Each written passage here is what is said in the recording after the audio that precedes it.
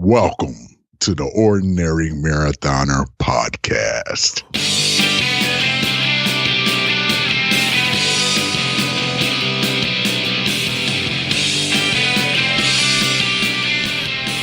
Good morning and welcome to the Ordinary Daily version of the Ordinary Marathoner Podcast. My name is Scott. I'll be your host today. It is Tuesday, April 2nd. I update the sheet every day. 220 pounds today. That's actually not a bad number given what I ate yesterday. I'm a freaking slob. 117 days to Lake Placid. I got to tell you, that number, for whatever reason yesterday, yesterday obviously it was 118 days to Lake Placid. It was kind of weighing on me. And, I'm doing Mont Tremblant in June. And so my thoughts are, I got a 1 week taper for Mont Tremblant. I probably have a 1 week recovery afterwards. So scratch 2 weeks of training off of that. And, there's not much time left. There is not much time left. Man, I don't know. I feel like, not that I'm behind. I feel like I'm still on top of the game. I'm not ahead of the game, but I'm on top of the game. So, I do have time. I just gotta, the last couple of weeks have been a little weak for me. I gotta get off the schneid. I gotta get working hard. And I had probably about 3 or 4 really solid weeks, and then the last 2 weeks has just kind of fallen through. So yesterday, I was going to do my long run. I was going to, I missed my long run on Sunday, so I was going to do it yesterday. It's just one of those days that it didn't really fit in my schedule with ease. There was just a lot going on. Parenthood is there's a lot of responsibilities with parenthood. So I kind of had to be around to watch Ellie a bunch of times during the day, which was, that's the way it is. But when you got to do a long run, you want to set aside 3 hours. It's very easy during the day to say, I got all day ahead of me. So I can squeeze it in, but you can't, there's no squeezing in 3 hours, especially when you're a parent of a newborn. So I just kept putting it off, because there's always something on the horizon that I needed to do. So you keep putting it off. 5 o'clock, I was like, all right, choice A is make dinner and then do the run really late. Or choice B is to run and then not make dinner and have Stephanie kind of fend for herself. I am the house chef, so say that loosely. So I wound up making dinner. And really, you know what? This is stupid, guys. And the reason it's stupid is that there is no race that you run that you are going to eat a normal, regular dinner. So like we had steak and potatoes last night. Anyone going to fuel their race with steak and potatoes? No. 90% of the races, 95% of the races are in the morning. So you're going to have your breakfast, your oatmeal, your bananas, your whatever it is that you eat in the morning before a race. That's what you're going to have. So I'm thrown off, and I wound up running 8 miles last night. Not what I wanted. Wanted to do more, but it is what it is. Sometimes you got to just take it for what it is. I ran at a good pace. I didn't feel bad. I kind of attacked the run a little hard, and I could have kept going. I don't know. I just kind of mentally hit a barrier. I was getting late, and I was like, good enough. Check the box, move on. So I didn't like that workout. I definitely need to to sort of kick in a little better. I think my attitude's been a little negative lately. It's funny. Like a lot of people now, I see this all the time. The one thing that you can control is your attitude. A lot of people say that. I think I heard that. For the first time I ever heard that was Lou Holtz. I read Lou Holtz's book, and he was a football coach at Notre Dame. It's one of the things he said. And it did. I think you probably hear it, the phrase here and there. You've probably heard it a number of times from different people. But there's going to be one day in your life where something like that will kick in. You'll think about what it actually really means. You can control your attitude, because it's kind of true. And I'm sitting here sometimes I'm on the podcast and I feel like I'm too negative. I'm doing a podcast. Like you guys are supposed to kind of be listening to me and what do I want to get out of this? Maybe I don't know. Do I want to motivate you or do I want to kind of bring you through the journey and let you experience what I'm feeling?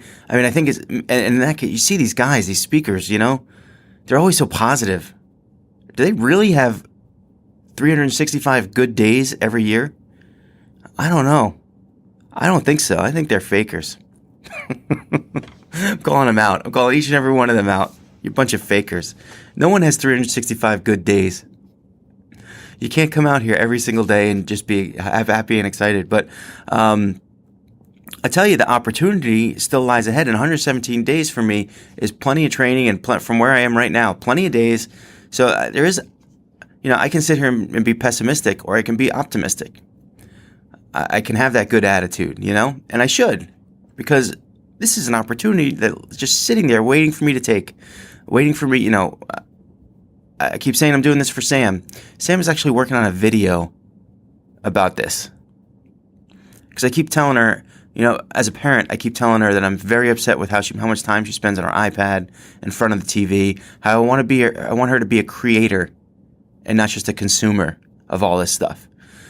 And we watched a video on storyboarding the other day. So she's got a little storyboard going upstairs. She's asking me to help her. And I don't know when she's going to get to it, but it's on her list of things to do is to get like a little video. I told her she could use our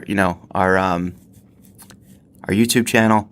So that, I hope she gets that done. She has sort of like a penchant for not finishing projects, but I'm going to try to push her along on this one. We'll see how it goes. So, yeah. So, I think I kind of need a little bit of an attitude change here because I feel like I feel overwhelmed with all the, with a newborn, all the responsibilities of being home. And is the podcast I guess the podcast, the podcast is a little bit of an escape. It's a little bit of solace for me. It's a little bit of positivity and sort of a place where creativity kind of occurs and hard work. I think that's a positive thing. It's not necessarily an escape. Stephanie's involved too, so it's not like it's my thing that that I get away from everybody. It's just although I'm here by myself, right? So who knows? Anyway, but no, positive attitude.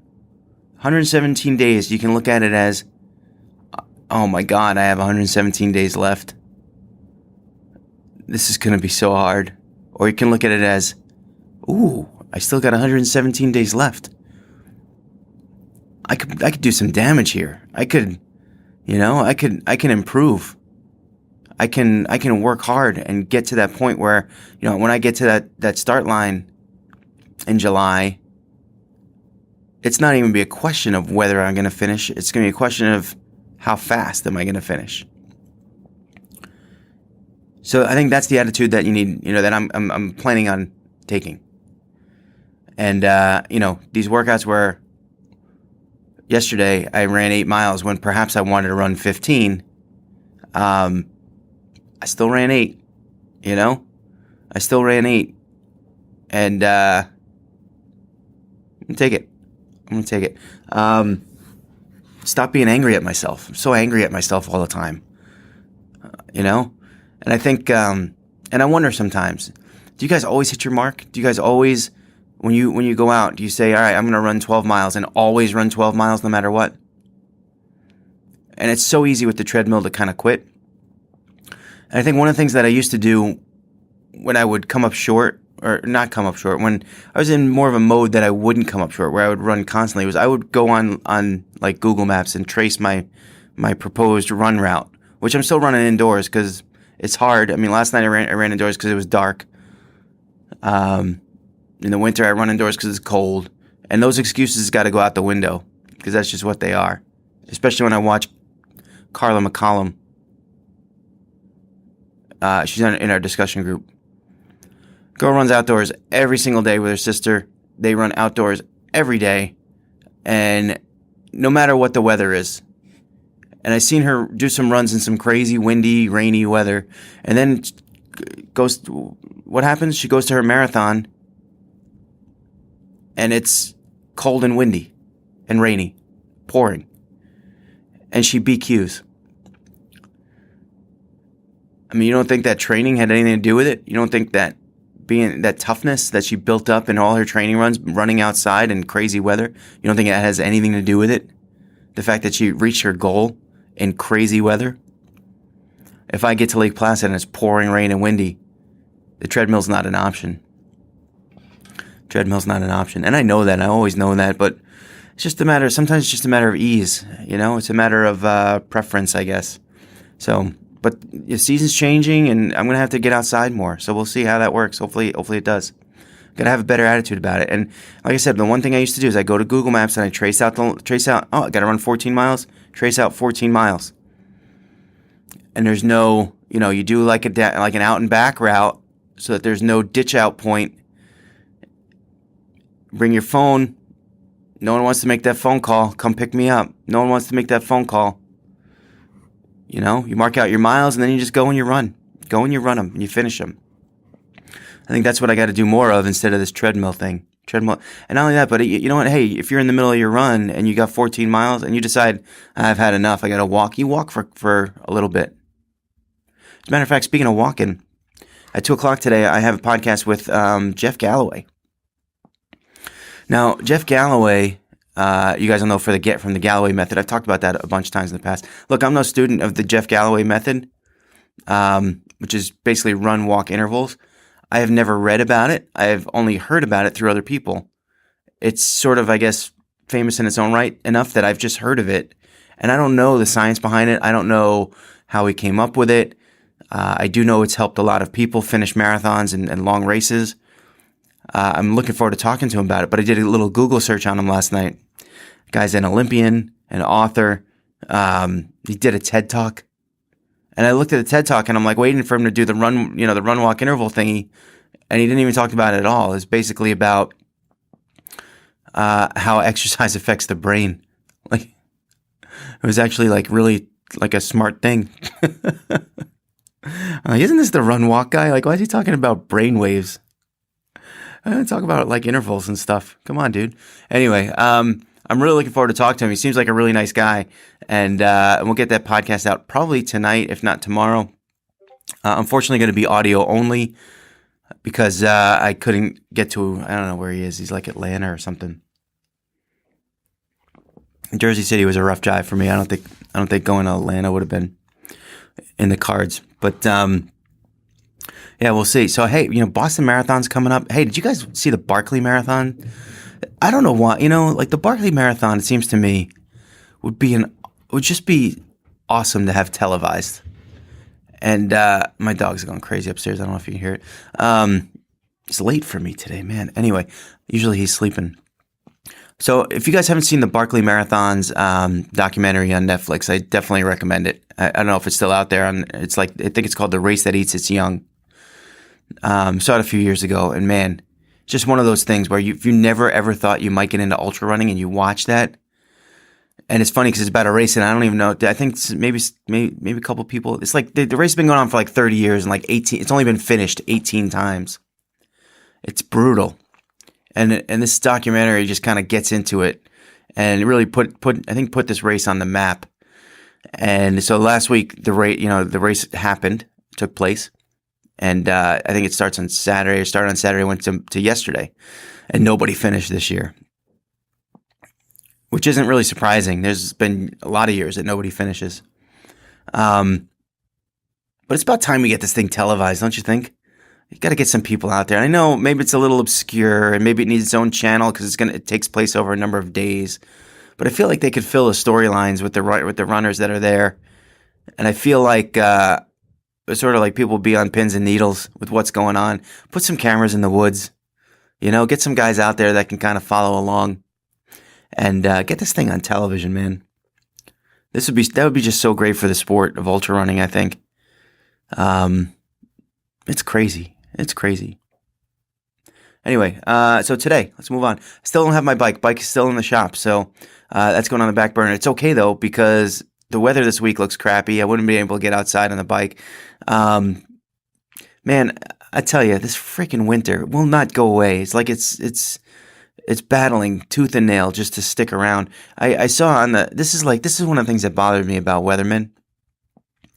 So Friday on my weather app, it says it's going to snow, but it says that the low is going to be 41 and the high is going to be 47. Please tell me how it's going to snow.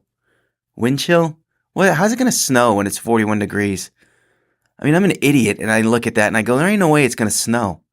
Either that or ain't no way it's going to be 41 degrees. Make up your mind.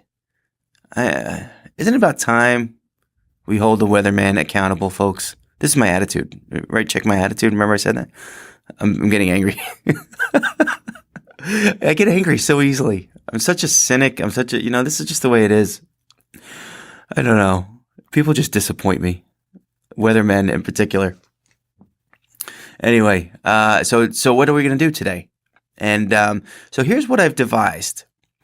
Now, typically what happens after I should do a whole video on this because I think it would be interesting, especially to people who want to do podcasts or want to do YouTube channel, whatnot.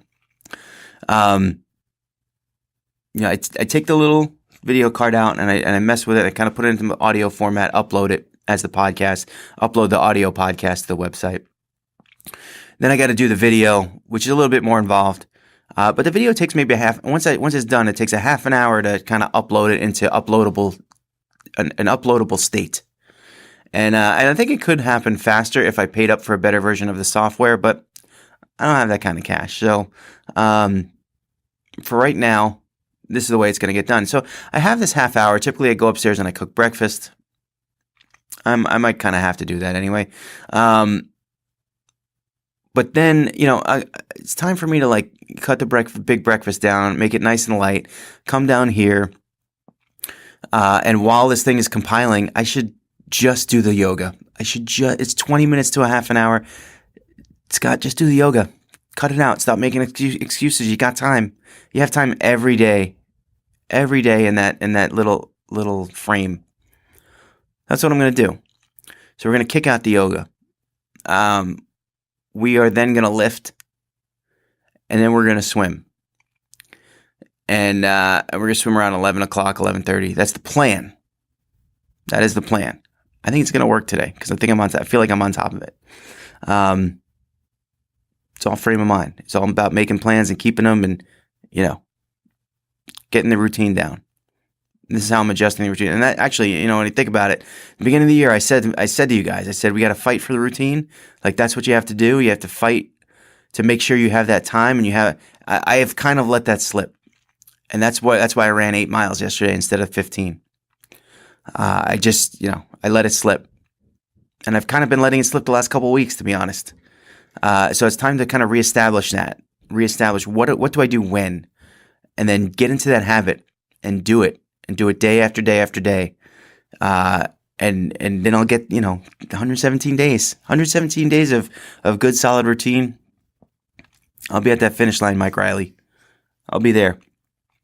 So that's it for today. So let me see. Oh, am I going to do anything after I swim?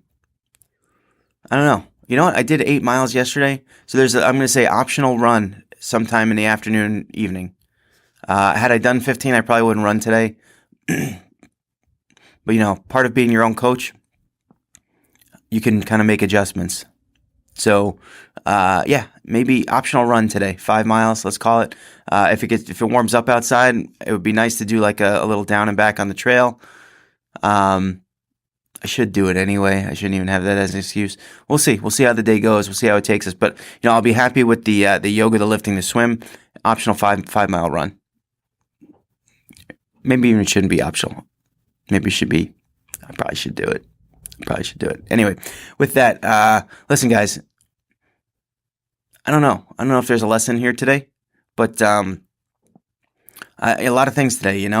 Control your attitude, which mine is poor. That's look. I'm not telling you to control your attitude. You can be a nauseating, angry freak for all I care. But I'm gonna watch my attitude today. I'm gonna try to keep positive attitude because I feel like it's been dragging into kind of like negative land, and I don't like that. So positive attitude, get things done, fight for the routine. Don't cut workouts short. that's my lessons for today. I'm kind of glad that I spun it this way, because I got to tell you, I woke up this morning. I woke up a little late, coming off that 8-mile run yesterday. That was a little disappointing. I didn't know how I was going to spin this podcast this morning. I was not in a good frame of mind. I did not have a good attitude. I did not, but I kind of feel good right now. So I'm ready to get after it. I hope you guys are too. Remember, every day is an ordinary day. It just takes you to make it extraordinary. So get after it, folks.